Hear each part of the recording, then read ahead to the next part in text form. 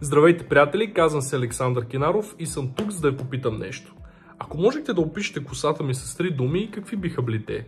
Например, че е кестенява, че е леко чуплива и може би последно, но не е последно място, че е много хубава, нали? А вижте как никой от вас не се сети да каже, че е присъдена.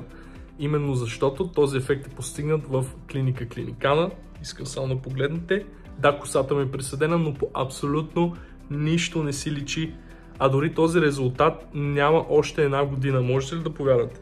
Ако и вие, както аз, на много ранна възраст се сблъсках с оплешивяването, искате да вземете мерките в свои ръце, посетете клиника Клиникана. Повярвайте ми, ще останете повече от доволни. Чао, чао!